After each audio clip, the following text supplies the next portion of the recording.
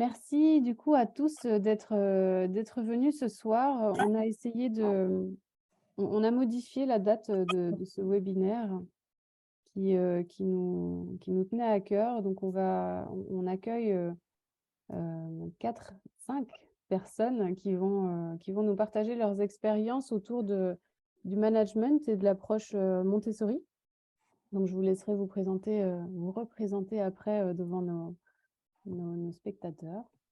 C'est comme ça qu'il s'appelle sur Zoom. C'est un petit peu bizarre, mais c'est comme ça qu'il s'appelle sur Zoom. Donc, merci à vous, spectateurs, d'être là ce soir. C'est important pour nous de partager tout ça. On est ensemble jusqu'à 19 h. On essaye généralement de tenir bien le timing. En tout cas, on y fera attention. Et moi, pour ma part, je crois que mon fils me rappellera de terminer à l'heure. Donc, ça ne va pas être trop compliqué. Est-ce qu'on commence peut-être par se présenter pour fixer un petit peu le décor? Qui a envie de commencer? On va se présenter peut-être brièvement, mais c'est important. Alors, Thierry Michel, je suis le directeur de la Fondation des Maisons de retraite du district d'Aigle, donc la résidence Grande Fontaine. C'est un EMS, une EHPAD pour nos amis français, de 84 lits. Et on a des missions gériatriques et de psychiatrie de l'âge avancé. Et donc, on n'est pas très loin du Léman, on est joliment placé à côté des montagnes. Voilà. Et puis donc, Johanna Pignot, infirmière clinicienne à l'EMS2B. Et puis, je travaille, comme j'avais dit, ça fait 10 ans dans cette institution. Voilà. Merci, Johanna. Bonjour, Mickaël Reboulin, je suis le directeur de la résidence Le Fleuret. C'est un EHPAD de 100 résidents dans le Cantal, donc en Auvergne. Et je suis personnellement attaché d'administration de l'État au sein de l'Éducation nationale. Je travaillais dans l'Académie de Bretagne, métier de gestionnaire, avant d'intégrer l'EHPAD comme directeur, donc le 1er mars 2020. Je suis arrivé quasiment en même temps que la Covid sur ce premier poste de directeur d'EHPAD où je me plais énormément depuis 3 ans. On aura l'occasion d'en parler. Merci, Mickaël. Bonjour, moi c'est Loïc. On s'est quand même présenté il y a quelques minutes, donc on refait l'exercice. Et puis, moi, ça me fait toujours bizarre de faire 2 fois la même chose. Mais c'est normal. Moi, ce que je disais, c'est que des fois, je ne sais pas trop si je suis résident, si je suis, c'est quoi mon métier, mais je crois que je passe des très bons moments avec, on appelle les résidents, les personnes avec qui on est ensemble. Je suis payé pour le faire, donc ça, c'est plutôt sympa aussi, hein. J'occupe la fonction de directeur des soins. Et puis, on est aussi en Suisse, tout près de Lausanne, vers Grandson. Et puis, on se réjouit de pouvoir partager, voilà, commencer ces discussions. Et puis, finalement, moins parler de nous, puis plutôt parler de nos collègues, de ce qu'on fait ensemble. Merci, Loïc, pour la deuxième fois. Moi, je m'appelle Véronique. On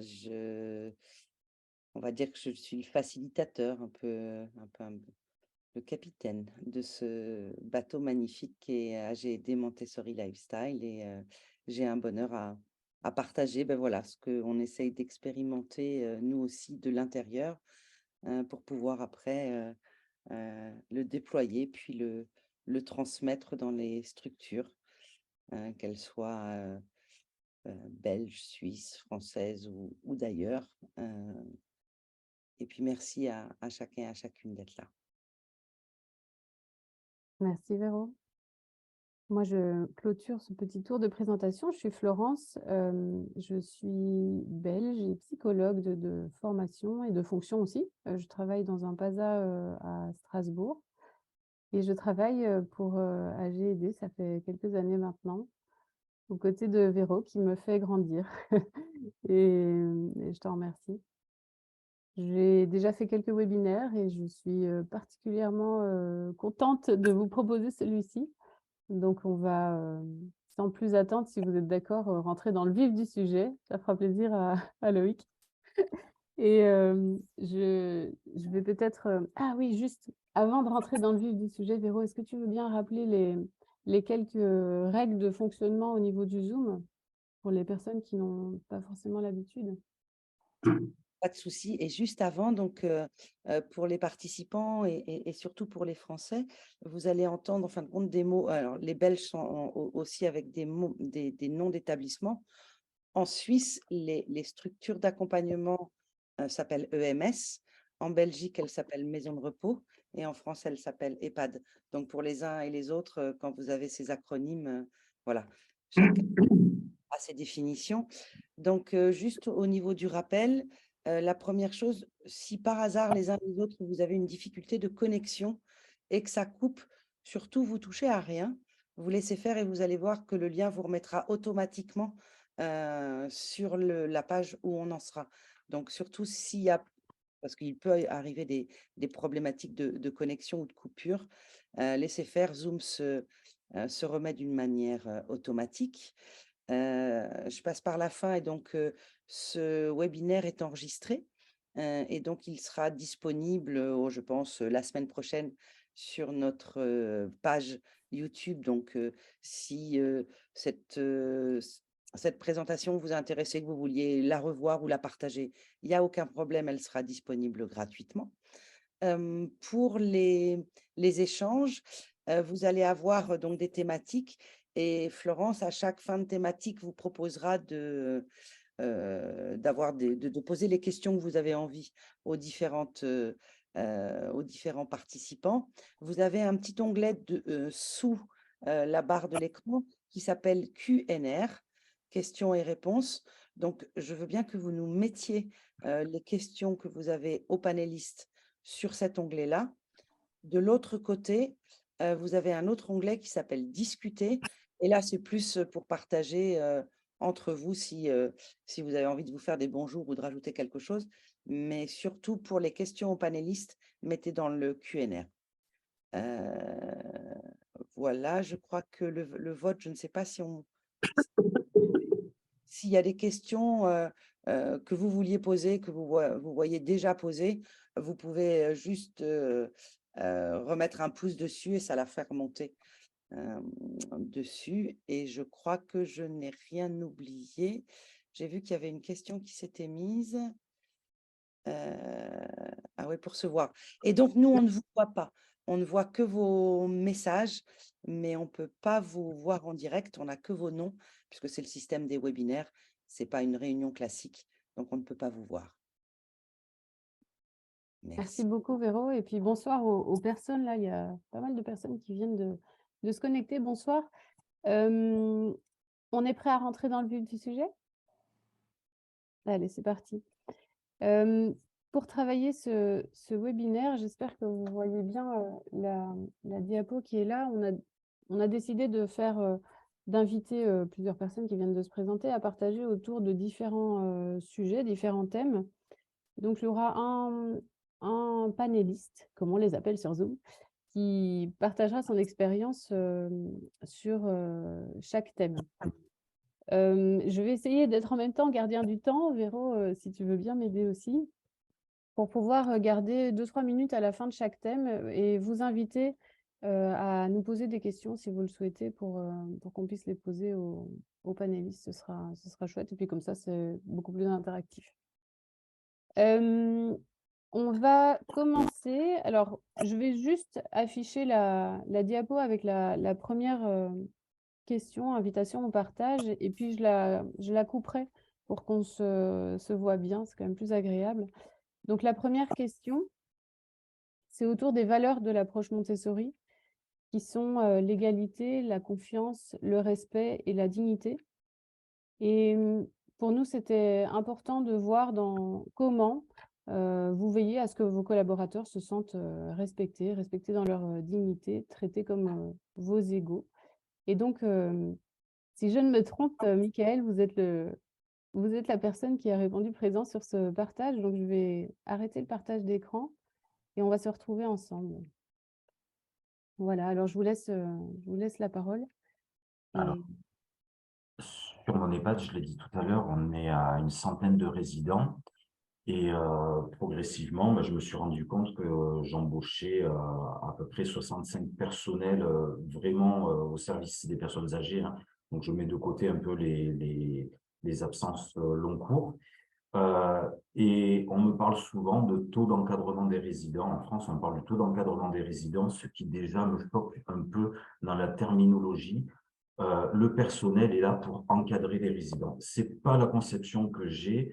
Je l'avais pas quand j'étais à l'Éducation nationale. Et pour moi, on est là au service des résidents, mais on est surtout une communauté de vie. Je dis souvent que les résidents sont chez eux, donc c'est leur copropriété. Ils en sont en tout cas bien locataires. Et donc, nous, on est vraiment le service de ces résidents. Et je pense que c'est cette notion, remettre le résident au cœur du projet, qui est d'abord très, très importante. Ensuite, je l'ai dit aussi, j'ai pris cette EHPAD le 1er mars 2020, donc 10 jours avant le début de la pandémie en France. Et j'ai jamais connu les EHPAD autrement qu'en... On a parlé des confinements. En France, ça a mené à des visites des résidents par leur famille très contraintes pendant toute une période. Après, il y a eu la vaccination, il y a eu les scandales autour de la gestion de certaines structures privées des EHPAD en France. Et puis, depuis, il y a l'inflation. Il y a une grande difficulté, à la fois pour les résidents qui s'inquiètent du mode de financement de leur chambre, mais également le personnel qui est contraint. Donc, il faut faire très attention aux résidents, mais il faut aussi faire très attention à son personnel. Et ça, c'est quelque chose que je garde en tête parce que mon histoire personnelle va de pair avec mon histoire de directeur. C'est que j'ai pris ce poste de directeur d'EHPAD parce que je m'ennuyais profondément sur mon précédent poste. C'était un poste très comptable et faire du chiffre toute la journée, vraiment, j'y ai pas trouvé plaisir. Et puis ensuite, j'ai aussi vécu une période un peu de harcèlement professionnel par des collègues. Et ça m'a donné envie de changer complètement d'univers, mais également de quitter un département, la Bretagne, pour revenir dans le Cantal. Et ça, je le garde en tête tous les jours en me disant, mon personnel ne doit pas vivre ce que j'ai vécu. Et c'est très important de communiquer, peut-être pas tout l'historique que j'ai vécu en Bretagne à l'ensemble de mon personnel, ils ne sont pas censés tout savoir, mais n'empêche que je leur fais bien comprendre que chez moi, le burn-out, chez moi, le brown-out, le fait de s'ennuyer dans ses missions, et surtout le harcèlement. On parle de harcèlement en éducation nationale, on parle plus de maltraitance en établissement médico-social, mais ces deux notions-là, on les a en tête et moi, je les ai profondément en tête. Donc, je suis leur égal parce que j'ai souffert de ça et ils sont mon égal parce que vraiment, il est très important qu'ils ne vivent pas ces choses-là. Et ensuite, Montessori, c'est permettre à chacun de trouver sa place. Donc, la dignité, elle est à l'égard des résidents, mais elle est aussi à l'égard de tous les collaborateurs. Et ça, c'est quelque chose sur lequel je travaille beaucoup parce que j'ai moi-même mes appétences. Je suis très à l'aise sur la comptabilité, je suis très à l'aise sur le management, je suis moins à l'aise sur le planning. Je dis toujours que je ne suis pas un personnel soignant. Mes IDE, mes IDEC, mon personnel peut être très à l'aise sur leur mission. Et c'est à eux de retrouver ce plaisir, cette appétence pour justement donner vraiment un sens à leur journée au quotidien et du coup être heureux d'être présent, donc être plus heureux et plus à même d'accompagner des résidents qui sont eux-mêmes en recherche de sens. Les résidents, très souvent, ne viennent pas volontairement en EHPAD. Il faut redonner du sens à la journée de chacun. Et pour redonner du sens aux résidents, redonner du sens à la journée de chacun de ces personnels par le plaisir d'être, de faire, d'agir. Et c'est là où Montessori, ou Maria Montessori, a été fondamentale dans l'éducation et fondamentale dans la fin de vie, mais également dans la vie professionnelle. On redonne de l'autonomie à tous, on redonne du plaisir à tous, on redonne du sens à tous.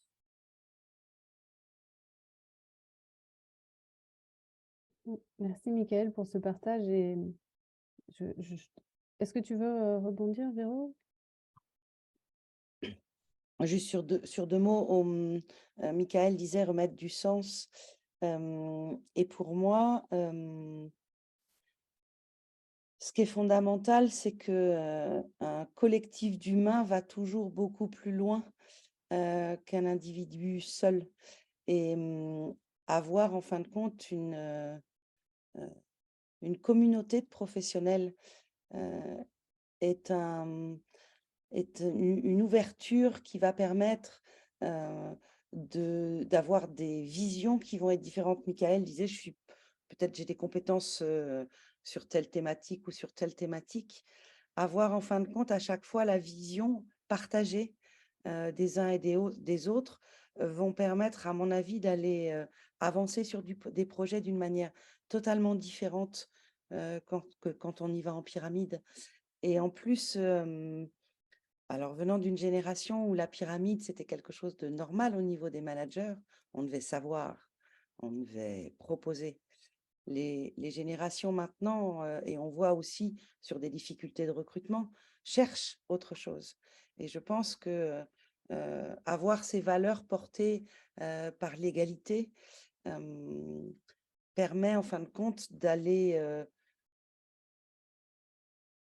chercher les capacités des uns et des autres et surtout leur montrer que chacun a sa voix. Chez nous, on essaye de dire, on a des missions, on a des rôles, mais il n'y en a aucune de plus importante l'une que l'autre. C'est vraiment un axe global d'accompagnement et la vision commune de travailler ensemble nous permet d'aller chercher des projets beaucoup plus importants et donner la part et la parole à chacun. Une personne égale une parole, quel que soit le poste qu'elle a. Ce qui me semble super intéressant aussi dans votre partage, c'est votre expérience personnelle et la manière dont vous avez su la mettre à profit finalement pour le poste actuel que vous occupez et puis aussi pour vos collaborateurs. Je trouve que c'est super beau parce que ça a pas dû être facile de la mettre à profit. Je l'ai vécu il n'y a pas longtemps avec un entretien d'embauche où la personne me dit, voilà, j'ai tel niveau de diplôme, mais je veux être rétrogradé en rentrant dans votre structure. Pardon? Oui, parce que je suis tellement en burn-out, j'ai tellement souffert que je ne veux plus les responsabilités liées à ma mission. Et je lui dis, on va faire les choses différemment. Vous êtes en arrêt maladie, vous finissez votre arrêt maladie, vous tournez une page, vous venez ici. Et vous prenez vraiment votre mission d'origine, vos postes, vos compétences, et vous oubliez qu'il y a eu, enfin, vous n'oubliez pas, surtout vous n'oubliez pas, vous le gardez en tête, mais vous mettez de côté cette expérience malheureuse et vous nous faites confiance et surtout vous faites confiance. Et ça, je repense toujours à Mariama Montessori. C'est pas fait par, c'est pas parfait, mais c'est fait par quelqu'un. Et on ne laisse plus la place à l'erreur chez les gens et on est capable de leur mettre toutes les responsabilités, toutes les fautes dessus, alors que justement, une Maria Montessori, pour l'enfant comme pour l'adulte, et ce que AGD fait extrêmement bien pour la personne âgée avec des troubles cognitifs, c'est le droit à l'erreur et puis surtout le droit à l'imperfection. Cet agent, aujourd'hui, j'ai encore mangé avec elle à midi, me dit, mais qu'est-ce que j'ai eu raison de vous écouter. J'ai aussi une fois écouté ma directrice. Ça a bien fonctionné.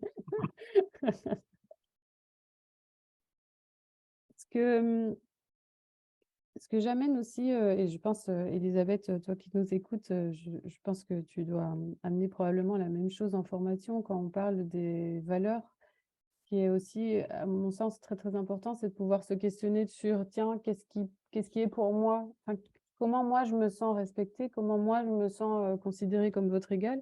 Mais du coup, comment le collaborateur il va se sentir? Et je trouve que ce qui est intéressant, c'est d'amener aussi la nuance entre, c'est pas parce que moi je me sens respectée d'une telle manière que le collaborateur va se sentir respecté de cette même manière.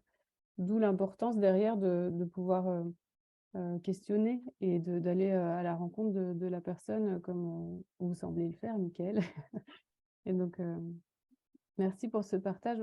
Allez-y, allez-y. Non, je disais juste, j'aime bien aussi déplacer un peu les missions et puis surtout les rôles prédéfinis. Noël dernier, on a fait venir un cirque pour les agents et leurs enfants. Et c'est les résidents qui ont offert un cadeau à tous les agents. C'était une petite discussion avec l'animatrice. Elle faisait des petits paniers, elle les faisait presser.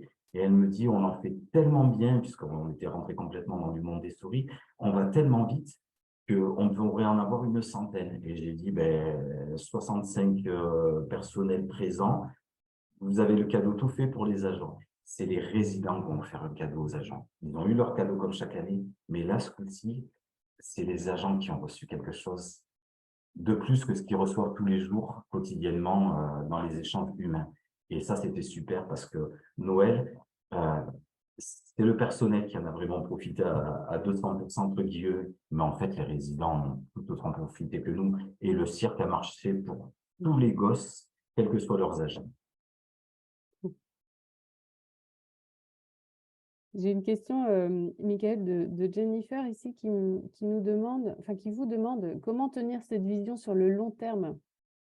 Et j'imagine ne pas peut-être fléchir ou se décourager. En ce moment, les structures pour personnes âgées et les structures pour personnes vulnérables, quelles qu'elles soient, parce que l'éducation nationale est comme ça, c'est des véritables défis. Mais là, je pense que ça s'appelle la foi. On a la vocation, on l'attend. Merci, Michael. Et Loïc, Thierry, Johanna, est-ce que vous avez envie d'ajouter quelque chose sur le témoignage de Michael?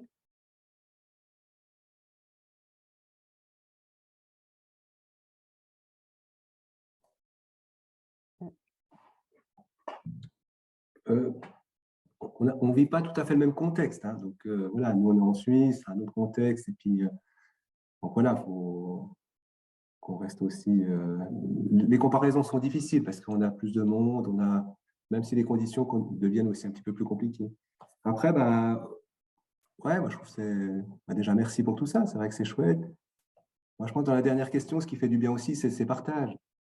De voir que c'est possible, de pouvoir échanger comme ça, de pouvoir s'ordonner aussi, se faire du bien entre nous. Et c'est vrai que le nous, pour moi, il est large, hein, entre résident, pas résident, grand, petit, etc. Enfin, peu importe. Mais ce nous, un grand nous. Puis finalement, on retrouve dans ces notions parce que là, ça se voit sur nos têtes. On est joyeux, on est heureux, etc. Et de retrouver de la joie en équipe, de rire en équipe, avec les résidents, etc. Qu'est-ce que ça fait du bien, quoi. Qu'est-ce que ça fait du bien. Et c'est vrai que le quotidien, entre les arrêts maladie, les absences, les difficultés, les souffrances de chacun, etc. Parce que c'est quand même ça aussi le milieu des soins. Hein. Et que ce soit chez les collègues, que ce soit chez nous, que ce soit. Moi, j'aime bien le terme de vulnérabilité.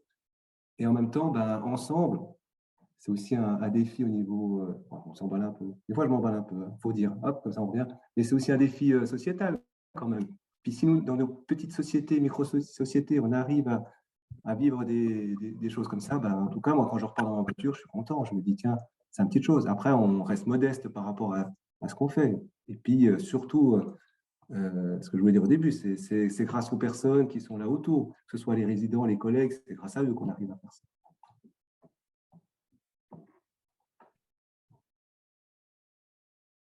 Merci, Loïc. Non, non, on est là, je suis là, je suis là. On vous a entendu, merci. Et je vous rejoins tout à fait dans le nous. Je trouve que c'est une belle manière de dire les choses. En fait, j'étais attentive à une question qui vient de nous être posée par Monsieur Delmas. Je viens de répondre. Ok, super, merci. Qui se demandait si les échanges allaient être partagés parce qu'il trouvait que c'était très intéressant. Michael, est-ce que vous voulez rajouter une dernière chose par rapport à la question sur les différentes valeurs? Moi, je me souviens toujours de ce qu'au départ, on m'a dit, vous n'êtes pas du sérail, vous ne venez pas du milieu établissements médico-sociaux, vous venez de l'éducation nationale. C'est pas du tout la même logique. C'est vrai qu'il y a plus de hiérarchie dans le milieu médical, en tout cas en France, par rapport au milieu éducation nationale. Ce qui est justement un petit peu difficile, c'est que parfois, il faut leur faire comprendre que leur côté très hiérarchique va à l'encontre du côté un peu plus égalitaire que moi j'aimerais inclus. Et ça, c'est vraiment par le dialogue qu'on peut faire bouger ces lignes-là. Mais après, si on veut vraiment faire changer les choses, il faut donner le sentiment, pour reprendre la très bonne expression de Véronique, d'être facilitateur. On veut que les gens avancent dans notre sens, facilitons la vie, et c'est comme ça qu'ils vous montreront tout leur potentiel. Littéralement la même chose qu'avec les enfants. Hein. Et justement, du coup, ça me permet de faire une jolie transition avec la question suivante qui tourne autour du choix et de la notion de contrôle. Alors, je vais juste rallumer mon joli PowerPoint pour les spectateurs qui sont là. Donc, l'idée, ça avait été de poser la question à nos différents intervenants par rapport à un objectif fondamental de la méthode Montessori qui est de laisser du choix à la personne et donc, de cette manière, de lui redonner du contrôle. Et voilà, on a voulu poser cette question-là, mais par rapport aux collaborateurs et par rapport à la posture managériale. Alors, Loïc, vous aviez répondu présent sur cette question. Est-ce que vous êtes toujours d'accord de partager votre expérience à ce sujet? Non. Ok. Véronique? Mais oui, bien sûr. Bien sûr. Le choix. Alors, du coup, alors moi, je parle déjà de ma vulnérabilité, hein, comme ça, c'est posé. C'est vrai qu'on a plus l'habitude d'être en direct et de sentir un peu les choses. Hein. On fait un métier pour être dans le lien, mais c'est une habitude à essayer de trouver, d'essayer de se parler derrière des écrans. Voilà. L'autre préambule aussi, c'est que finalement, ce que je disais tout à l'heure, de remercier les équipes, remercier les collègues au sens large. Pour moi, les résidents, ils font partie des collègues parce que grâce à eux, on apprend beaucoup. Donc, de remercier toutes ces personnes, puis de rester modeste aussi. On essaie de faire, on essaie d'avancer. Maintenant, ce n'est pas simple tous les jours non plus, il faut le reconnaître aussi. Maintenant, dans ce qu'on essaye de... Bonjour Elisabeth, on a des petits messages qui arrivent en même temps, il faut rester concentré. Ce qu'on essaye de faire, nous, ce qu'on essaye de faire dès le début, puis merci aussi pour la formation, parce que ça, franchement, nous, ça nous a fait du bien. Donc, du coup, on avait des choses, des graines, etc. Puis, je dis nous, moi aussi, ça nous a éclairé. Ce qu'on a essayé de faire au niveau du choix, c'est de commencer. En fait, on a mis en place les jeudis Montessori, du coup, on appelle ça comme ça, pas très original. Vous en doutez, c'est le jeudi, puis on parle de Montessori. On fait le jeudi matin où on fait avec les collègues, et puis le jeudi après-midi avec les résidents. Peut-être que dans un avenir, après, on fera un jeudi Montessori tous ensemble. On y vient gentiment, mais on a encore besoin de ces deux espaces. Je rejoins aussi ce qu'a dit Michael tout à l'heure, le fait de prendre soin des équipes, etc. Par rapport au choix, en fait, le jeudi matin, le jeudi Montessori, on va avoir on va revenir avec ce qu'on a vu, hein, ce qu'on a vu aussi au niveau de la formation. Et puis après, ça va être finalement, qu'est-ce qu'on a envie de faire? Et puis, avec quoi on va aller voir les résidents cet après-midi? Parce que là, c'est cet après-midi qu'on va aller les voir, à 14h30, à 15h. Donc, on va aller voir avec quoi aujourd'hui? Donc, c'est bien sûr, on laisse la place à la spontanéité, puis en même temps, et nous, on est avec quoi? Comment on a envie de préparer ça? Et puis, finalement, on en est dans ce jeudi Montessori, plus ça avance, plus on laisse place aussi à cette spontanéité. On a voulu au début très organiser les choses, etc. Je pense que c'était une façon de se rassurer. Maintenant, on part plus, voilà où c'est qu'on en est. On a une collègue, par exemple, qui adore tout ce qui est la déco, etc. C'est pas forcément le service socio-éducatif, c'est pas forcément, oui, un tel, c'est pas... Maintenant, là, c'est une ASCC, infirmière assistante, je ne sais plus comment on dit en France, mais qui a cette qualité-là, qui a cette compétence-là. Du coup, elle va créer une commission, mais peut-être que pour les résidents, ça ne va pas leur plaire. Donc, on va voir ce que ça donne. Puis, c'est elle qui porte après, c'est elle qui a le choix par rapport à cette commission qui s'est créée, puis voir avec des résidents, et ça y est, ça prend. Puis, des fois, ça prend, des fois, ça ne prend pas. Donc, au niveau du choix, on va essayer... Finalement, des fois, je trouve que c'est dur de parler Montessori parce que tu as l'impression d'être un peu un naïf qui parle de quelque chose. Parce que des fois, j'essaie de l'expliquer à l'extérieur, mais finalement, on ne fait pas grand-chose. Hein. On est avec des personnes, puis tout a l'air tellement normal quand on fait Montessori. C'est là qu'on voit comment on s'est déstructuré, puis que d'un seul coup, il faut revenir à des choses simples dans le vivre ensemble, pas forcément vouloir anticiper les choses, Puis finalement, c'est exactement pareil avec les collègues. Je vais prendre un exemple plus clair, si je suis clair. Par rapport à la blouse, par exemple. On a vu en formation, ils nous ont dit qu'il ne faut pas mettre la blouse. Donc voilà. Ouais, mais ce n'est pas tout à fait comme ça. Hein. Donc, voilà. Mais nous, on a entendu ça. On a dit, tiens, la blouse, qu'est-ce qu'on fait avec la blouse? On la met, on ne la met pas. Ah, puis il y en a, c'est super, hein, parce qu'il y a des endroits, ils ne la mettent pas du tout. Puis nous, on aimerait aussi réussir. Moi, ce que j'aime bien aussi là-dedans, c'est aussi, je me critique moi aussi dans ma part de vulnérabilité. Moi, des fois, j'ai un soi parfait qui m'embête bien, un faire plaisir aussi. Voilà. Et puis, tout ça, ça m'amène à agir. Puis finalement, plus je suis là-dedans, moi, je vais laisser le choix aux personnes. Ou alors, au contraire, je vais le laisser trop aussi. Enfin, ça dépend. Mais par rapport à la blouse, au début, on s'est dit, allez, on part, et puis plus de blouse. Puis finalement, ça n'allait pas. Les collègues, ils n'étaient pas bien avec ça. Donc, on a redébattu. On a fait un paquet de jeudi matin autour de la blouse. Hein. Puis finalement, ben, c'est pas on met une blouse, on ne met pas une blouse. C'est pas le chef qui dit je ne sais pas trop quoi, etc. Ça ne marche pas comme ça, la vie. Donc, du coup, on s'est retrouvés autour de cette table et puis on a pu essayer de discuter, comprendre les inquiétudes, l'hygiène, les normes, etc.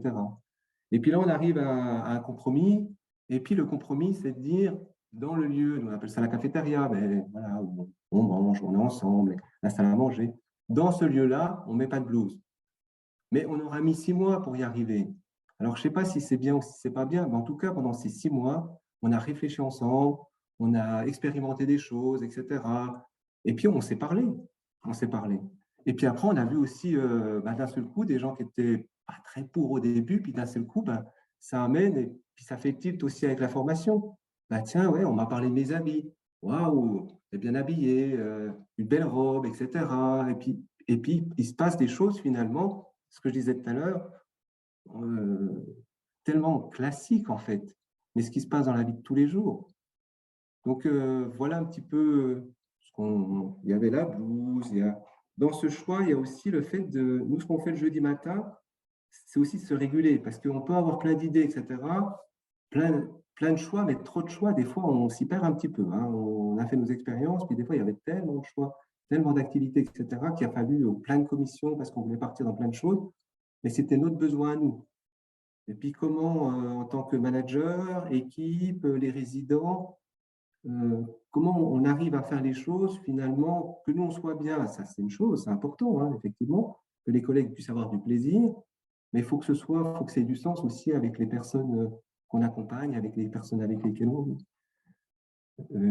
Voilà, il faudra me dire, il ne faut pas hésiter à me poser des questions, me dire si c'est clair, c'est pas clair. C'est super clair, en tout cas Hein? pour moi, ouais, c'est très clair. Et ce que je prends des petites notes en même temps, c'est mon côté un peu psycho, mais log ou j'espère. Mais en tout cas, je me suis notée observer en grand parce que dans le partage que vous faites, j'ai l'impression que vous donnez l'opportunité à vos équipes d'observer ce qu'ils vont mettre en place, pardon, ou ce que vous avez décidé de mettre en place ensemble et puis pour pouvoir réajuster par la suite en fonction de leurs besoins ou des besoins des habitants qu'ils accompagnent, pardon.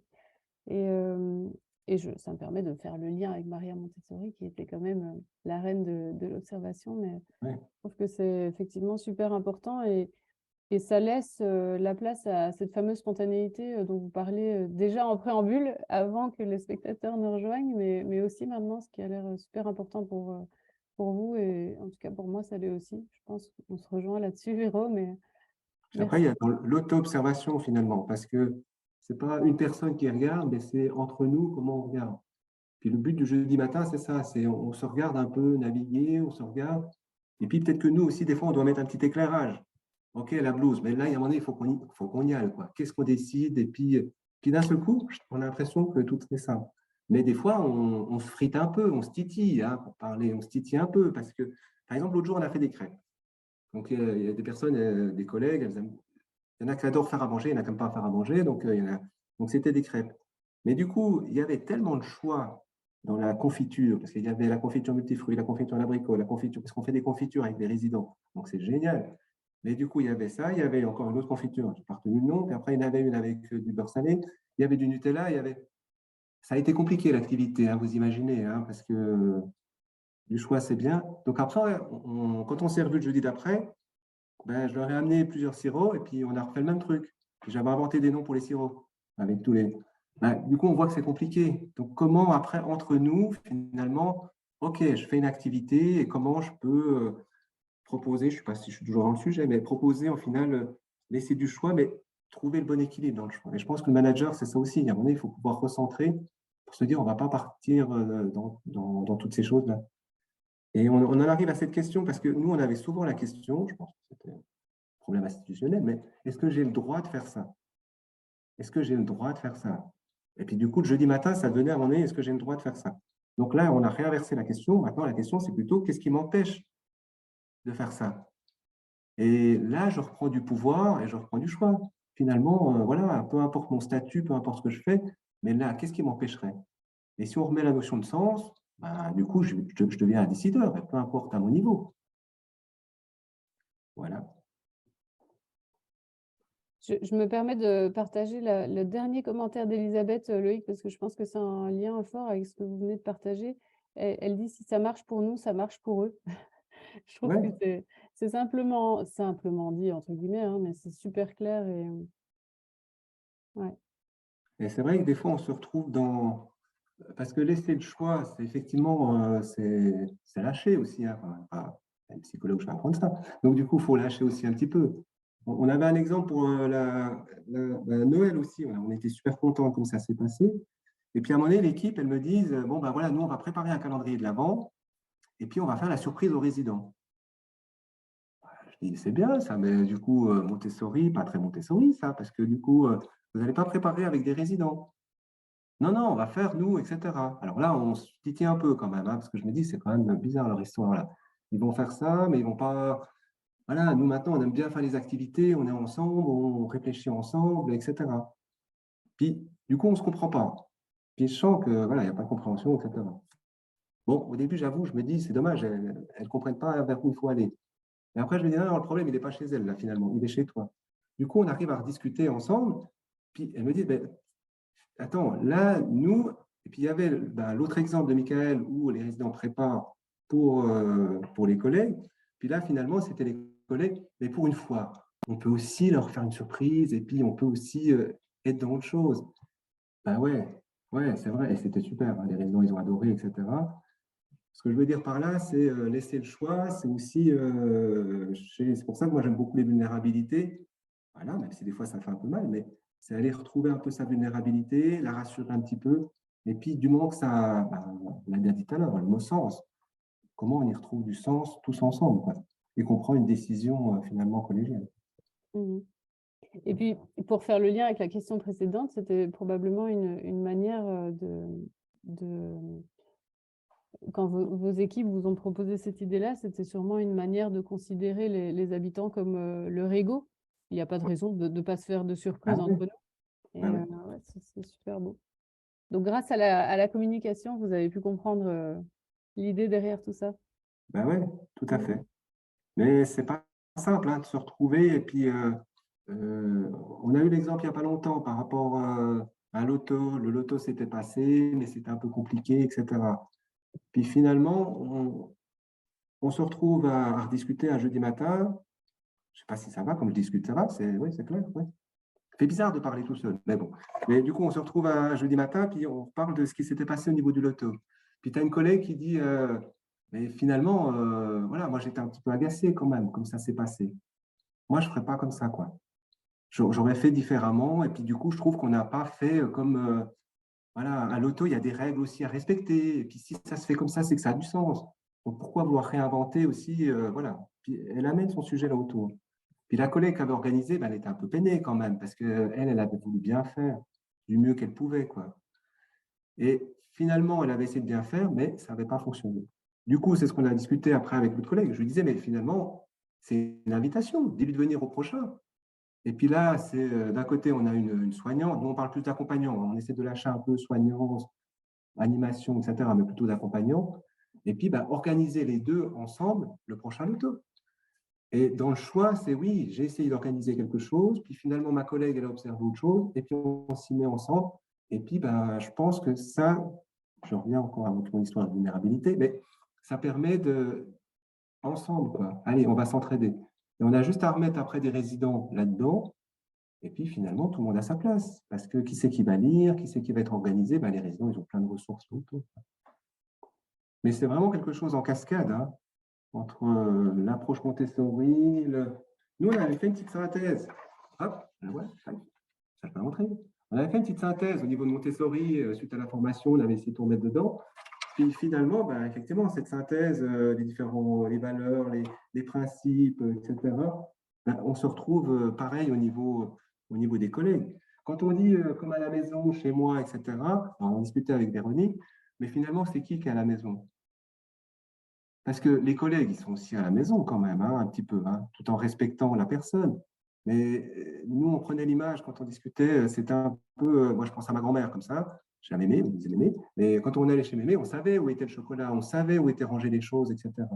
Donc on peut donner du choix, puis en même temps, on peut être aussi, on habite aussi. Donc le choix qu'on va laisser, le collègue, il a besoin aussi de s'exprimer, de vivre, parce qu'il passe 8h15 par jour en milieu. Ça allait? J'ai l'impression de passer un petit examen, moi. Pas simple, hein, cet écran. Merci Loïc.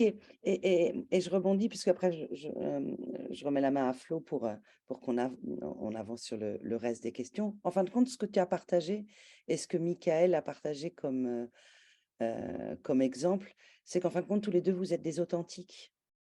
Et je pense que l'authenticité d'être juste humain, alors on a une fonction, on est authentique, on partage ses interrogations, et pour moi, c'est ça que vous avez mis en place tous les deux. C'est-à-dire que vous n'êtes pas des sachants. Et je pense qu'on a aussi, pour tout un temps, donné à des managers ce rôle de puissance et de savoir, et de pouvoir dire à un moment, eh ben, je ne sais pas. Et en même temps, de pouvoir dire, non seulement je ne sais pas, mais là, il y a quelque chose, il y a quelque chose qui me bouscule et je ne sais pas encore quoi. Et tous les deux, ce que vous avez parlé en « je ». C'est-à-dire, ce n'est pas la fonction qui parle, mais c'est l'humain qui parle. Et je pense que quand on dit « je », et ce que tu as dit, Loïc, par rapport à ce loto et cette difficulté, je pense que c'est ça aussi. Quand on dit « voilà ce que moi, je ressens », en fin de compte, ça peut ouvrir à l'autre la possibilité de faire la même chose et d'avoir cette égalité. Par contre, beaucoup d'humains on nous a pas appris ça dans nos fonctionnements éducatifs. Donc, c'est vraiment pour moi un bouleversement. Et c'est ça que vous amenez. Et il y avait Elisabeth qui mettait des commentaires sur l'accompagnement qu'elle proposait. Je pense que d'être parfaitement imparfait, c'est notre chemin du début à la fin et ensemble.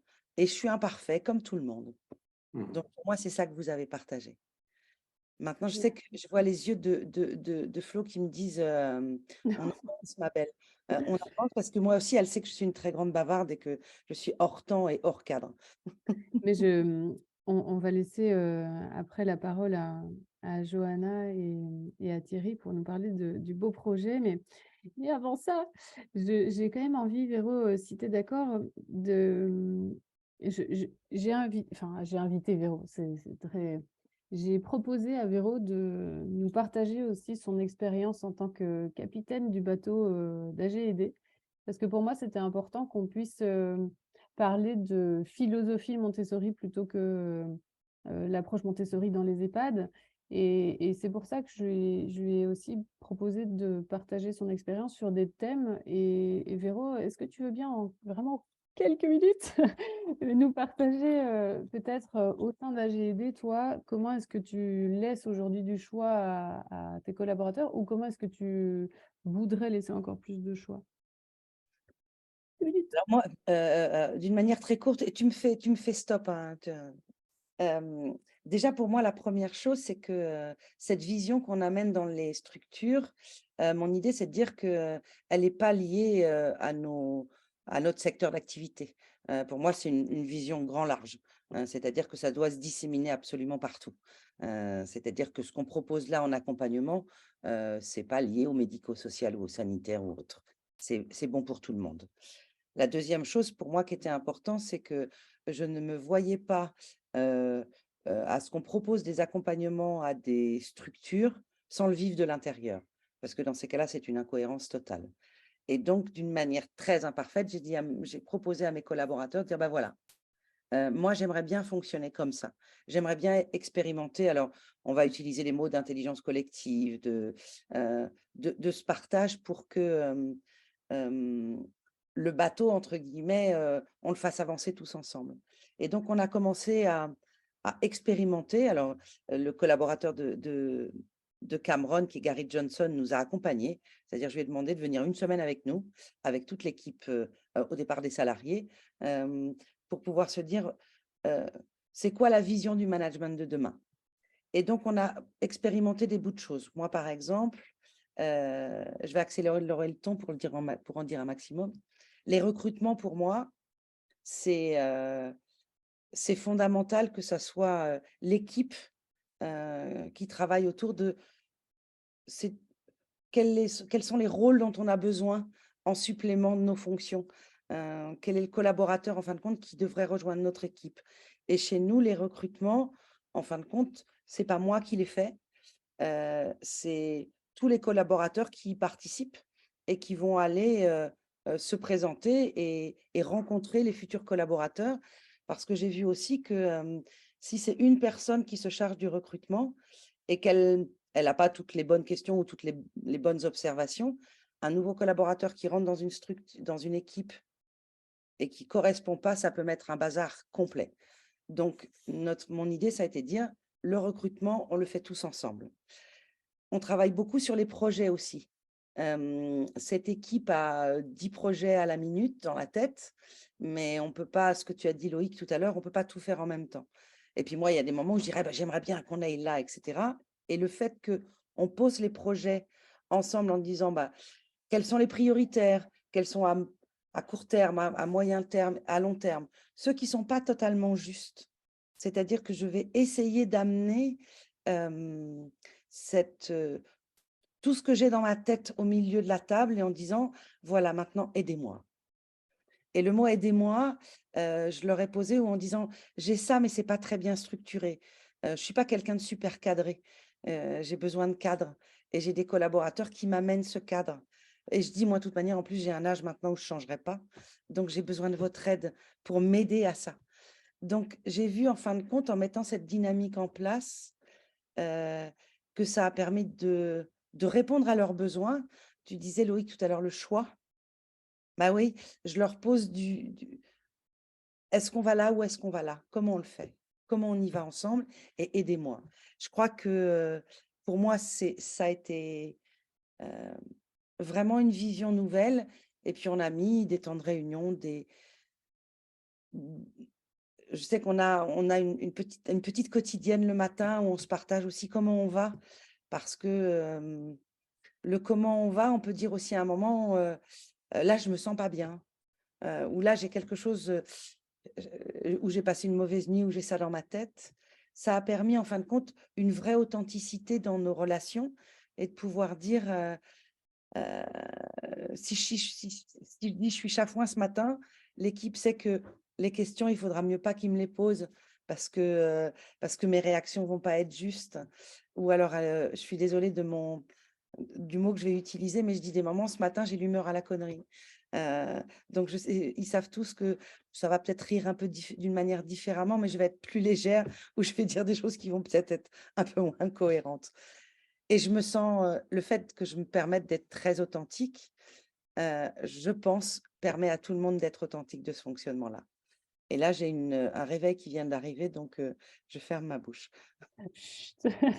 Est-ce que ça correspondait à ce que tu attendais de moi, Flo? Je n'attendais rien du tout. Je te laissais l'occasion de partager. Merci de l'avoir fait, Véro. C'était important. Si vous voulez bien, maintenant, on va passer au thème suivant, qui n'était pas si évident que ça. Et Johanna et Thierry s'en sont saisis, bravo. Alors, je rappelle la question. Donc, la question portait autour d'un rôle au sein de l'institution qui soit porteur de sens pour les collaborateurs. Et j'ai demandé comment est-ce qu'on fait finalement dans un tel organisme pour proposer aux collaborateurs un rôle qui soit porteur de sens. Donc, on vous écoute très attentivement.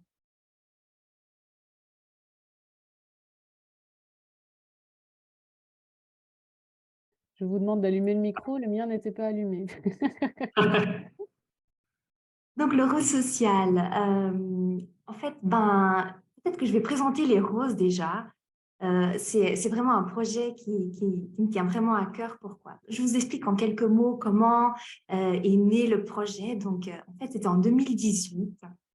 J'avais 2 inspecteurs à côté de moi, un à gauche, un à droite. Et puis, c'était les inspecteurs de la CIVES, contrôle des EMS, en fait, du canton de Vaud. Et puis, après 2 heures avec eux, tout à la fin, ils m'ont demandé, donc, qu'est-ce que l'institution, comment vous faites pour répondre aux besoins affectifs et sexuels des résidents?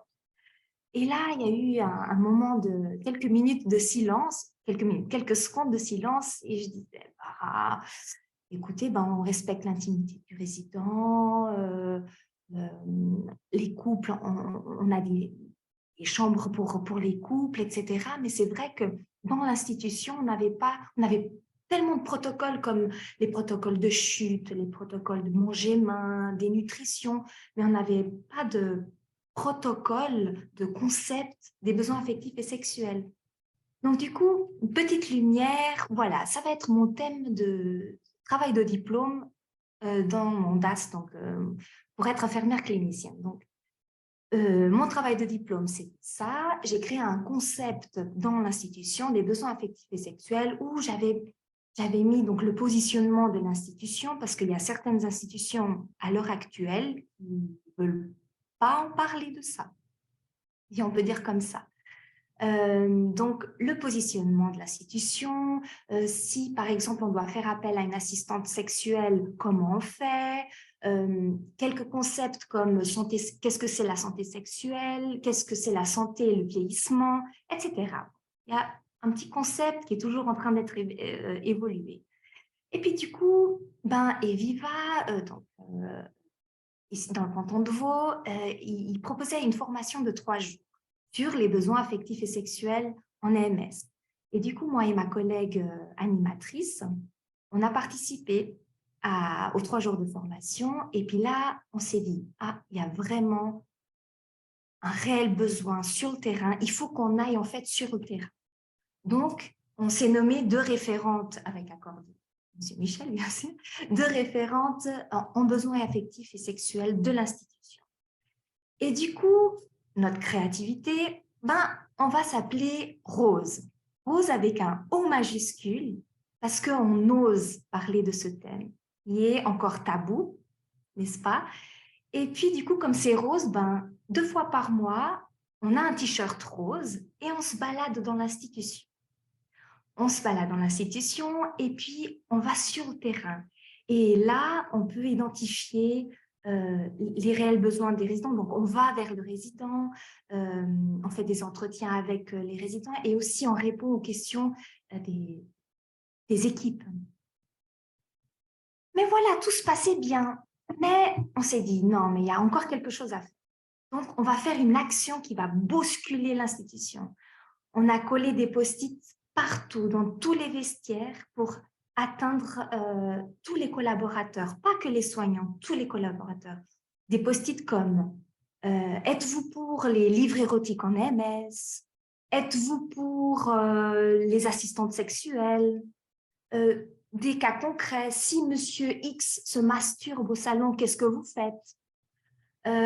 Si vous voyez 2 résidents s'embrasser, qu'est-ce que vous faites? Des choses comme ça. Donc, ça a vraiment bousculé tout le monde. Tout le monde en parlait, les dames de ménage, tout le monde. Et c'était ça l'objectif. C'était vraiment de parler des besoins, de la sexualité et des besoins affectifs en EMS. Et du coup, là, maintenant, on a plein de projets dans la tête, bien sûr, faire des speed dating, faire des bibliothèques roses. Et puis, du coup, en fait, si je résume, cette action-là a permis de parler, de discuter.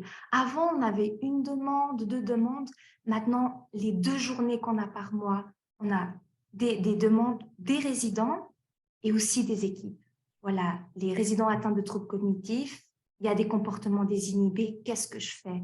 Ils ont besoin des pistes de solutions, ils ont besoin d'accompagnement. Parce qu'avant, ils voyaient, mais ils fermaient les yeux. Ou bien comme une collaboratrice, une soignante m'a dit, « Ah, moi, je partais. » Voilà.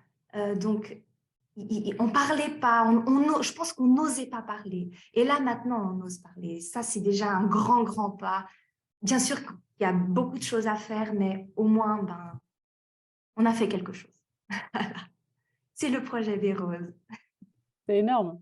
C'est énorme. Merci, merci beaucoup pour ce témoignage. Je ne connaissais pas d'autres initiatives comme ça et je vous rejoins complètement. C'est essentiel d'en parler, notamment pour, bien sûr, pour accompagner les habitants, mais aussi pour accompagner les collaborateurs qui sont bien souvent mis en échec par rapport à des situations qu'ils pensent problématiques, mais elles sont problématiques parce qu'on n'en parle pas, justement. Donc, C'est ça. ouais. Tout à fait. Merci, Je me Johanna. permets une question en direct. Thierry, comment vous avez accompagné votre équipe? Parce que en tant que directeur de l'EMS, quand on a un projet en plus qui est un peu différent de ce qui peut être posé d'habitude de demande, comment vous avez réagi ou qu'est-ce qui a permis tout ça? Ce qui a permis tout ça, c'est que je suis un peu comme vous, j'ai beaucoup d'idées à la minute et il faut me cadrer. Et quand on arrive avec des propositions comme ça et des collaboratrices et des collaborateurs qui ont une envie, qui arrivent à démontrer, bah, pour moi, ça n'aurait eu aucun sens de le refuser. Après, il y a eu, bah voilà, il y a eu vraiment le travail et c'est un voyage. Et je vais reprendre ce qui a été dit un peu avant par mes collègues. Montessori, ce n'est pas une finalité en soi. C'est une méthode, c'est un soutien, mais c'est un long voyage, petit pas par petit pas. Je crois que c'était Loïc qui disait ça a pris plus de 6 mois pour qu'on. Je rassure, nous, ça prend des années de ce qu'on fait. Donc, c'est 6 mois, j'aimerais bien qu'on puisse mettre tout ça en place, mais ça se met en place parce que les équipes y croient. Et je crois que ce projet-là, finalement, il a permis d'enlever juste une petite goupille à un endroit et ça a ouvert mais plein de choses. Je vous donne juste cette anecdote. On organise ce qu'on appelle en Suisse les jubilaires, c'est-à-dire les gens qui ont 10, 20, 30, 40 ans de maison. On fait un repas gastronomique à l'EMS un soir et puis on était là, bah, c'était d'ailleurs, Johanna était jubilaire et puis on parle des roses. Et là, 2 collègues qui sont dames de ménage me disent « Oh, mais vous savez ce qu'on a fait, nous? On a été dans les vestiaires des hommes. On voulait savoir s'ils avaient les mêmes questions que nous. » Et là, on voit bien qu'on a créé quelque chose. Et quand je vois, moi, je suis très content pour les résidents qu'on peut leur offrir cet espace de parole et en même temps très content aussi pour les équipes. Parce que les équipes, c'est des problématiques, elles ne sont pas équipées. Et aujourd'hui, j'ai envie de dire, pour moi, les 2 journées qui sont données, c'est des journées d'accompagnement, certes, mais c'est des journées de formation aussi. Donc ça c'est 2 voies. Donc voilà, pardon. Quel travail. Non, non, merci beaucoup pour cet ajout. Quel travail. En tout cas, vous rayonnez, Johanna, et ce rôle que vous avez pris finalement au sein de l'institution a l'air de vous convenir parfaitement au vu de l'enthousiasme que vous y mettez quand vous partagez ça. Merci beaucoup. Véro, tu veux ajouter quelque chose? Je vois ton micro qui… Oui, j'ai juste eu à vous entendre tous les 4. En fin de compte, on demande aux équipes, alors là, je parle de notre secteur, mais de connaître les habitants ou de connaître les résidents, suivant comment on les appelle, qu'on accompagne. Et en fin de compte, je demande toujours aux équipes d'encadrement, les comités de pilotage, suivant comment on les appelle, comment vous connaissez les collaborateurs qui travaillent avec vous? Parce qu'on n'a pas une fonction, on est un humain, et puis on a un humain avec plein de compétences, plein de savoir-faire, plein d'expériences. Et je pense que de ce que vous dites tous les 4 et ce que vous avez permis à Bay, c'est aussi ça, c'est-à-dire c'est de laisser être. C'est-à-dire Johanna, elle n'est pas infirmière. Et j'ai beaucoup aimé le message de Loïc qui disait, en fin de compte, on est des accompagnants. Et en fin de compte, ce mot va permettre aussi de faire grande largeur, c'est-à-dire que je ne suis pas une mission, je ne suis pas une tâche, je suis d'abord un humain avec tous mes savoir-faire. Et en fin de compte, on va permettre d'aller me les chercher et de les utiliser dans ma vie, dans le quotidien. Et je trouve que là, ce témoignage, c'est vraiment ce qui en ressort, c'est que vous vous êtes, et puis vous vous autorisez. Et magnifique expérience. Rose, c'est une belle expérience. Et puis surtout, on a la liberté de le faire. Parce que si on n'avait pas la liberté, malheureusement, Ce serait plus difficile. Peut-être juste pour revenir aussi, comment ça a été possible, c'est aussi une réflexion avec l'équipe de direction, parce que ça amène un panel de questions qui est extrêmement large, sur lesquelles aujourd'hui, on n'a pas les réponses. On est parti, on a décidé de faire le voyage, mais on ne sait pas vraiment où on va. Parce que, par exemple, par rapport aux familles, la question de la sexualité, on sait tous que nos parents sont totalement asexués, donc ça, ce n'est pas un problème. Donc, quand on va arriver avec des parents à 8 ans, 5 ans, où il y a des besoins et qu'on va expliquer ça aux enfants, oui, certains vont dire non, non, on ne rentre pas dans ce... Là-dedans, on va faire comme la collègue, on va aller courir ailleurs. Nous, ce n'est pas notre idée, c'est plutôt de provoquer ces discussions-là. On verra dans 2 ou 3 ans où on en sera. Donc, Merci beaucoup. Merci beaucoup pour ce témoignage. On a souhaité aussi dans ce webinaire discuter et laisser la place aux difficultés qu'on peut rencontrer. Alors, on ne va pas terminer par les difficultés, on parlera des bénéfices pour se dire au revoir, mais ça nous semblait important quand même de continuer à être authentique et de se dire, oui, il y a des difficultés qu'on rencontre, tant dans l'application de la méthode Montessori au profit et avec les habitants, mais aussi avec les collaborateurs. Et donc, pour ça, je pense... Ah bien, c'était vous aussi. Vous aviez envie d'en parler. Alors, on continue de vous écouter, c'est parfait. Très bien, moi je vais peut-être juste revenir en arrière un tout petit peu pour poser le cadre. Et c'est vrai que je pense que Loïc a tout à fait raison. Il n'y a pas de comparaison entre pays sur nos effectifs, sur la manière dont on gère, administrative et autres. Sur des philosophies et de l'accompagnement et la volonté des accompagnants, ça, je pense qu'on peut se retrouver. Mais juste pour vous dire, nous, on a été formés fin 2017, l'année 2018 en interdisciplinaire. Donc, l'équipe de cadre plus toute une équipe interdisciplinaire. 2019, on a mis en place un certain nombre de projets Montessori, notamment avec la nomination d'une infirmière qui était coordinatrice de la méthode. 2020, Covid.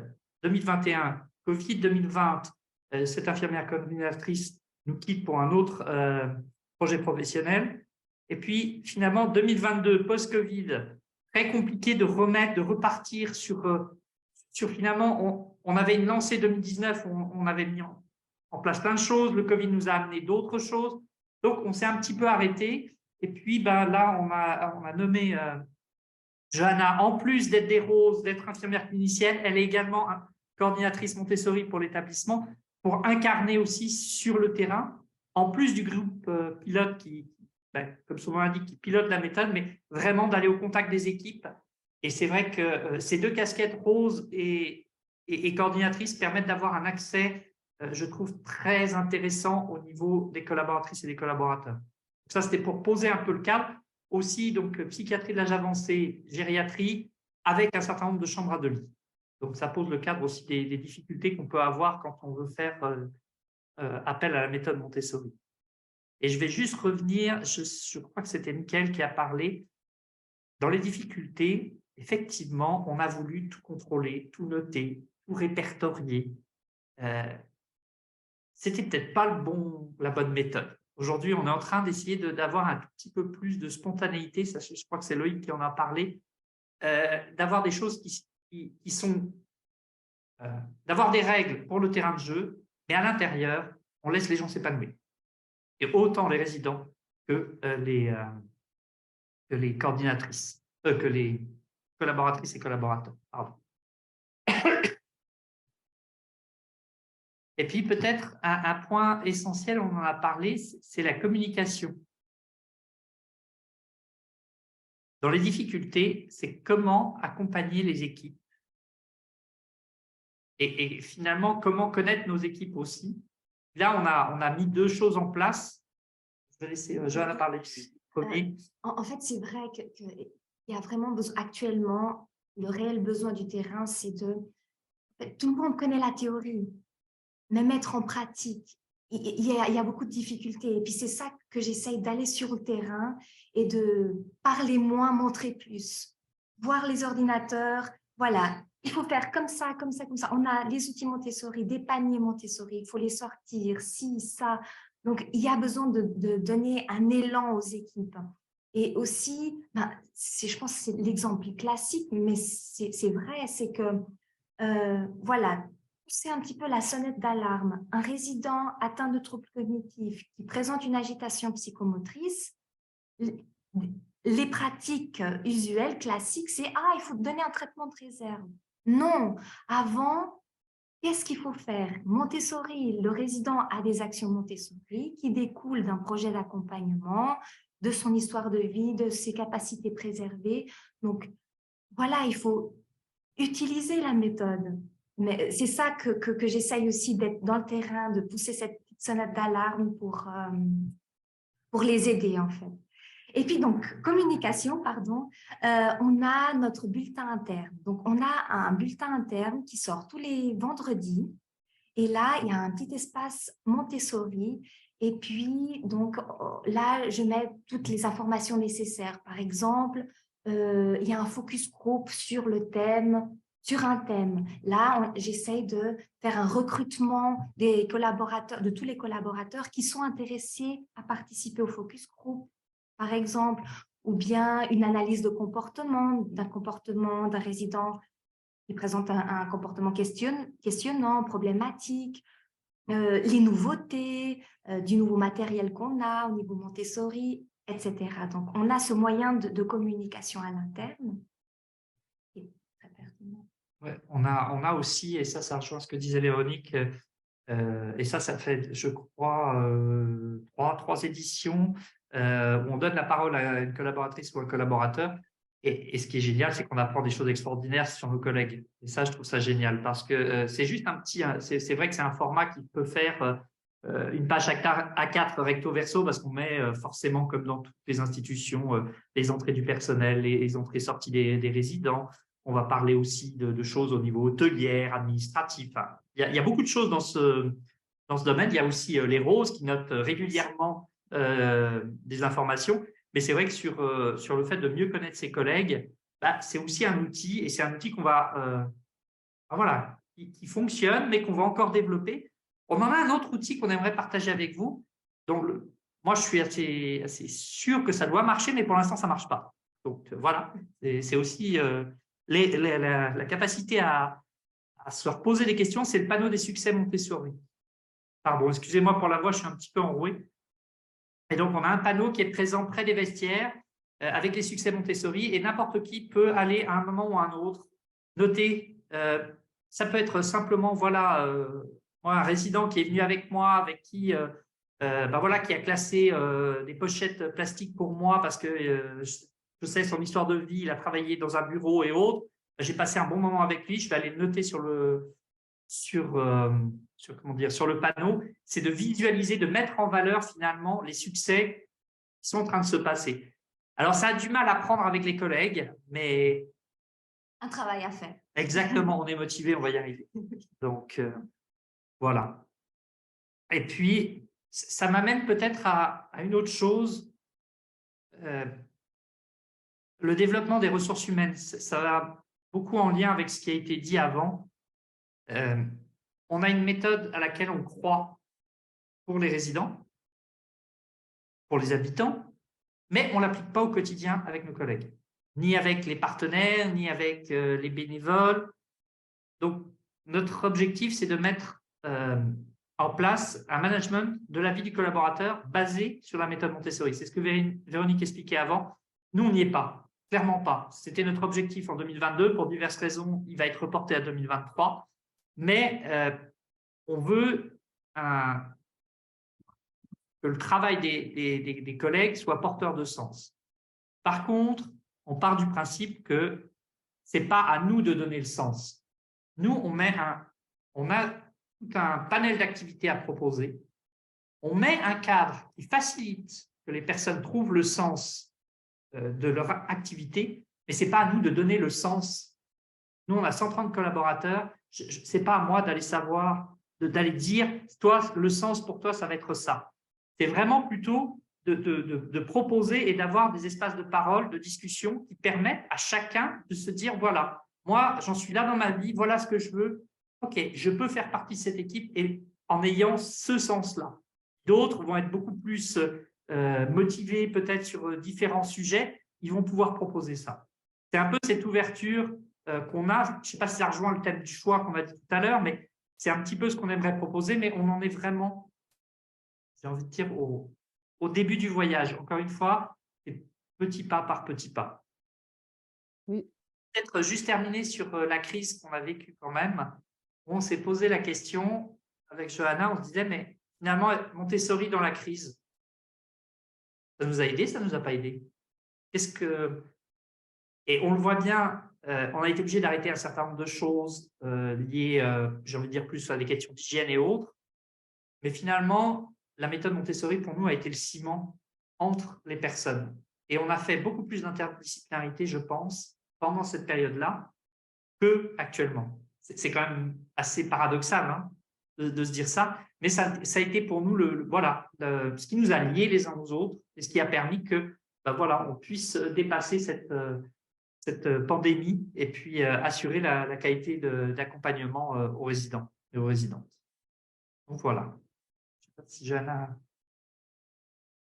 Merci à tous les deux et je me permets de rebondir sur ce que vous avez dit par rapport à laisser les collaborateurs proposer des missions qui ont du sens pour elles. Ça me fait penser à quand j'ai rencontré Véronique et qu'elle m'a engagée, elle m'a dit, bah voilà, maintenant tu es là, qu'est-ce que tu veux faire?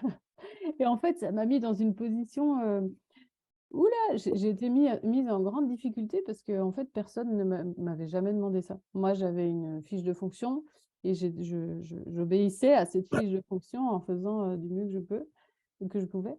Et ça m'a mis du temps à me libérer de ce fonctionnement en fait que j'avais. Et je pense que moi, ça m'a mis un certain temps. Il y a peut-être d'autres personnes qui réagiront beaucoup plus vite, mais je pense que pour d'autres encore, c'est peut-être pas un fonctionnement qui leur va. En tout cas, c'est ce que j'observe moi dans ma pratique. Et pour moi, c'est une des difficultés que j'ai, c'est de me dire, OK, ce fonctionnement-là ne fonctionne pas avec tout le monde. Et je trouve que c'est pas facile d'accepter ça. Et peut-être d'ailleurs que je suis dans l'erreur. Je sais pas, on n'en a jamais parlé, mais peut-être que ça devrait fonctionner avec tout le monde et que du coup, c'est à moi de me remettre en question. Mais en tout cas, là, je suis plus dans une position de me dire que bon, ben, si j'essaye de donner de la liberté dans un cadre, etc. Et puis si ça fonctionne pas, bah, j'accepte aussi ça, mais c'est une difficulté, je trouve. Alors, peut-être, ce n'est pas tout à fait comme ça pour nous. C'est-à-dire que nous, on ne va pas proposer aux gens de faire ce qu'ils ont envie. C'est plutôt, on va leur mettre à disposition tout le panel de ce qu'on fait et c'est eux qui vont aller dans le panier Montessori chercher ce qu'ils ont envie. Est-ce que quelqu'un a envie d'être, de faire partie des focus group et d'être partie prenante, de donner beaucoup plus d'initiatives dans la maison? Ça, c'est son sens pour elle. Peut-être que quelqu'un, c'est de venir au travail le matin, et ça, moi, je le respecte, c'est de venir au travail le matin, de faire son travail de bonne facture, mais qu'elle n'a pas plus envie d'autre chose. Et ça, il faut le respecter. Mais ce n'est pas un vrai choix. Enfin, c'est un choix, mais quand on parlait des confitures, je crois que c'était Loïc, nous, on n'a pas le caramel au beurre salé et puis le Nutella, on a restreint un petit peu les choses. Loïc, de votre côté, est-ce que vous avez eu ou vous avez des difficultés avec tout ça? Non, non, nous, tout va bien. Nous, c'est formidable. On est super contents. On a fait la formation. Après, c'était génial. Moi, j'invite vraiment tout le monde à faire la formation. Hein. En plus, il y a un service après-vente, garantie satisfait. Donc, finalement, c'est génial. Hein. C'est vraiment un concept. Et puis, du coup, c'est un label maintenant. C'est devenu. Ouais, on a des difficultés, bien entendu. moi, j'aimais bien ce que disait Thierry. C'était le fait, finalement, ça fait penser différemment. Il n'y a pas de finalité. Et puis, c'est un chemin. Et puis, une fois qu'on fait ça, déjà, ça apaise un petit coup. Et en fait, tout ce qu'on est en train de dire, je relisais ma petite fiche, là, mais en fait, tout ce qu'on est en train de dire, c'est exactement ce qu'on ferait quand on serait avec des résidents, etc. Enfin, c'est exactement le même truc, finalement. Hein. On ne va pas faire pour tout le monde pareil, parce que, bien entendu, il y a des collègues qui sont peut-être plus investis, parce que dans leur histoire actuellement, ils sont plus investis. Puis demain, moi, le premier, je serai peut-être un peu moins investi, et puis, etc. Donc, de laisser cette place à tout le monde. Mais effectivement, après, je vois l'heure qu'avance, pour pas non plus qu'on soit trop sur les difficultés, puis qu'on aille après sur les ressources. Mais je fais toujours mon lien. Moi, je pense que les difficultés, si on les accueille, si on en fait quelque chose, ça devient une super ressource, en fait. Et voilà, tout en respectant mes collègues côté France, parce qu'on sait que, voilà, militer aussi pour ça, pour qu'il y ait plus de personnel au sein des institutions, etc. Donc, on peut être solidaire par rapport à ça. Maintenant, c'est comment on remet cette. Je sais pas, moi, ce qui me venait, je prenais des notes, mais on retrouve ce côté. Comment avoir le droit d'être soi, finalement. C'est un petit peu ça qui me venait. Comment avoir le droit d'être soi? Ben, je suis là, puis je m'installe. Ben, moi, j'aime bien faire des confitures. On est à fond sur les confitures. Je sais pas pourquoi, mais j'aime bien faire des confitures. Des confitures. OK, cool. Puis moi, j'aime bien me poser avec le résident. Juste, on boit un café, on discute, etc. Il y a des gens qui ne savent pas faire ça. Il y a des collègues, c'est encore trop tôt. Ben, du coup, ils vont plutôt faire autre chose. Et puis, petit à petit, ben, c'est aussi cette harmonie qui prend là autour. Et ce partage dans cette cafétéria, dans ce lieu de vie, nous, on a vu le changement. D'un seul coup, c'est remettre aussi, là j'enchaîne sur les trucs un peu positifs, mais remettre, moi, voilà, ça n'engage que moi, et puis il faut bien l'entendre, mais de l'amour avec un grand A. C'est-à-dire que, ben, ouais, il y a des personnes qui sont là, on a envie que ça se passe bien pour elles, etc. Ben, tant mieux. Puis quand on est animé de ça, généralement, ça se passe toujours bien. Parce qu'on va faire des erreurs, on en fait plein. Et puis après, ben, on va rediscuter. Et vraiment, le on, c'est. Alors, nous, on est peut-être un peu. Ça, c'est un peu mon problème. Hein. Des fois, on est un peu. J'aime bien l'idée de recentrer un peu, parce que c'est vrai que nous, des fois, on est très ouvert. Moi, je suis assez open aussi. Des fois, trop, je conviens. Donc, mais en même temps, voilà, on essaye d'avancer. Puis comment on peut ouvrir, expérimenter des choses. Et on en revient à des choses vraiment du. Moi, j'ai souvent ma grand-mère, je ne sais pas pourquoi, mais je pense pas mal à. Voilà, mais elle est décédée il y a longtemps, mais moi, je reviens souvent à ça. Je me dis, mais finalement, on est juste en train de faire des choses tout simples. Et revenir à la simplicité, être ensemble, pas inventer des trucs hyper compliqués, parce qu'on était parti là-dedans, des fois, on voulait faire des projets. Mais revenir vraiment, et des choses en respectant aussi l'âge des personnes. Ce pas des personnes qui ont 20 ans, c'est des personnes qui ont 60, 65, etc. Nous, on a un contexte de psychiatrie vieillissante, psychiatrie de l'âge avancé, donc faire en fonction de ça. Waouh, le chat qui c'est joli. Mais revenir à cette simplicité, quoi. C'est surtout ça que je voulais dire. Et puis avoir le droit d'être soi, finalement. Dans une institution, j'existe aussi, j'ai le droit d'être là. Et puis je peux amener ma petite pierre à l'édifice, quoi.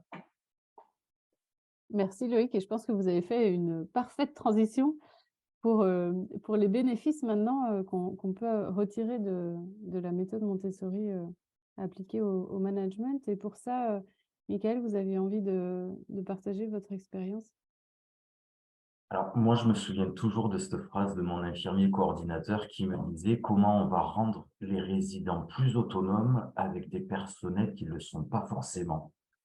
Et je pense qu'effectivement, la méthode Montessori, c'est l'autonomie de l'enfant, je le disais tout à l'heure, jusqu'à la fin, jusqu'à la toute fin, et y compris le personnel. Avec en plus, le gros avantage, c'est qu'on a un personnel aussi qui est très féminin, mais on est souvent tous papa-maman. Donc, ce qu'on fait de super en EHPAD et qu'on apprend en EHPAD, Montessori, on le ramène à la maison, on le fait avec nos enfants, et comme de par hasard, ce qui marche à gauche marche à droite, ce qui marche à droite marche à gauche. Donc ça prouve que c'est quelque chose qui est super. Mais après, le point commun, je pense, à tous autour de nos caméras, c'est qu'on est tous, et c'est quelque chose dont on a souvent discuté avec Véronique, on est tous aussi un petit peu fêlés. Et dans nos métiers, c'est super parce que heureux et fêlés, ils laissent passer la lumière. Et il laisse passer d'autant plus la lumière qu'on est face à des gens qui ont aussi des troubles cognitifs. C'est super important de pouvoir ne pas être dans le cadre très normé de nos métiers et de notre société, mais au contraire aussi un petit peu en décalage, parce que nos résidents, finalement, ils sont en décalage de notre société. Et ça, la méthode Montessori, elle a très bien compris pour les enfants qui étaient en difficulté, si on le remet dans le contexte de Maria Montessori en Italie à une époque, mais c'est aussi très adapté. Et mon personnel, j'essaie aussi parfois de pas mal le bousculer. J'ai une agente, elle monte une gazette au moment de la période Covid. Les avantages de la période Covid, si on met en place une boîte à idées pour essayer de trouver un peu autre chose, une visite de famille, tout ça, on met en place une gazette. Une AS fait des photos extraordinaires, pas de souci. Je monte une expo photo, à la première occasion, le préfet est venu la voir. Son travail a été hyper revalorisé. En fait, elle a fait quoi? Elle a fait sa passion qu'elle a amenée au boulot. Une agent me dit, c'est dommage, les résidents ne peuvent pas sortir dehors parce que à la gravette, les fauteuils roulants, ça marche pas super. Eh bien, il n'y a pas de souci, on goudronne. Sauf que tous les jours, quand elle passe devant le goudron, elle dit, c'est moi qui ai eu cette idée-là. Et c'est plein de petites idées comme ça où on rend la parole aux résidents, mais pour ça, il faut aussi rendre la parole aux agents. Et tous ensemble, on travaille. L'unité de vie en plein Covid, c'était le seul endroit où les résidents n'ont pas vu qu'il y avait un confinement. Parce que dans l'unité de vie, ils continuaient à sortir de leur chambre, on ne pouvait pas les confiner. Donc, qu'est-ce qu'on a fait? Ben, chacun de nos secteurs, on a fait exactement la même chose. On les a juste fermés par étage et on a dit aux résidents, vous vivez à l'intérieur de ces secteurs. Sauf qu'on s'est rendu compte que avec l'âge, nous, en France, sur mon EHPAD, on est plutôt autour de 85-90 ans. On a des résidents qui ont de moins en moins envie de descendre jusqu'au premier, manger la salle à manger. Eh bien, si vous voulez, restez sur votre secteur. Et c'est vous qui mettez la table à cet endroit-là. Et là, on fait du Montessori à fond. Donc, on est en train de resectoriser. En fait, on est en train de revenir à la période Covid où, par petite unité, ils vivent et nos personnels, comme de par hasard, gèrent que une quinzaine, une vingtaine de résidents. Donc, ils le connaissent tout de suite. Ils connaissent leur goût, ils connaissent leur non-goût. Et ils s'éclatent entre résidents et entre agents. Ça s'appelle la resectorisation et c'est Montessori appliqué à la période Covid qui est en train de revenir à une période hors Covid. Et c'est juste en dialogue. On n'a pas le temps. L'EHPAD, c'est des limbes, c'est des dizaines et des dizaines de résidents, alors qu'à l'unité de vie, ils sont que 10. Eh bien, revenons à des petites unités à taille humaine. Et voilà, je pense que c'est ça les avantages de Montessori. En fait, c'est se redonner à tous. La première chose, c'est l'écoute, le dialogue. Et moi, je le fais beaucoup aussi par l'humour. Ils rigolent souvent en disant, méfiez-vous, parlez pas projet à côté du directeur, vous allez finir référent pardon, du projet, parce que je suis preneur de toutes les idées, mais vraiment preneur à fond. Donc, si vous parlez d'un projet, vous devenez référent et c'est vous qui allez devoir le mener. Donc, voilà. Ça Donc, donne envie. pardon. Tous ces témoignages, je ne sais pas toi, Véro, mais moi, ça donne envie. Et enfin, Loïc disait tout à l'heure les sourires qui se lisent et j'ai des personnes qui ont mis des messages pour Johanna en disant il y a une telle, on sent une telle vibration quand vous parlez de votre projet. Pour moi, en fin de compte, c'est ces mots-là, ces vibrations, c'est envie, c'est vraiment s'épanouir les uns et les autres juste en tant qu'humains. Et c'est ce que vous avez partagé. Moi, sur ce sujet-là, je sais que je partage juste on a créé un livre. Alors, Cameron en avait créé un avant. Salut Samuel. Mais on avait l'envie de se faire ce projet de ce livre. Je ne suis pas particulièrement une créative, etc. Et en fin de compte, on travaille, nous, pas mal par comité. C'est-à-dire que quand on amène des projets, certains disent « Ah bah tiens, moi, celui-là, il m'intéresse » ou « Celui-là, il m'intéresse » et donc vont venir amener leur collaboration. Quand j'ai vu le livre sorti, honnêtement, c'est juste une pure merveille. Jamais je l'aurais pensé comme ça. Et je me suis dit, en fin de compte, je me sens tellement heureuse d'avoir permis à ce qu'ils le décident entre eux. Et le fait que je ne sois pas là, il y a eu sûrement des discussions, etc., entre eux, mais sans avoir l'axe de dire est-ce que ça va être accepté ou pas. Ils l'ont fait comme ils l'ont senti. Et je trouve qu'à chaque fois, ça permet de faire une étape après. Vous avez dit, Thierry, c'est une étape. De toute manière, c'est qu'un chemin. Et globalement, quelqu'un qui me dit on va arriver là, c'est quelqu'un qui n'a pas compris. On ne sait pas où on va arriver. Simplement, on sait, c'est que on avance et on avance ensemble et avec toute humanité. Donc pour moi, le chemin, c'est le voyage. Arriver, et puis en plus des moments se perdre dans les chemins, c'est cool parce qu'on découvre des choses qu'on n'aurait jamais découvert si on ne s'était pas perdu. Donc pour moi, c'est ça. Et c'est ce que vous avez amené les uns et les autres.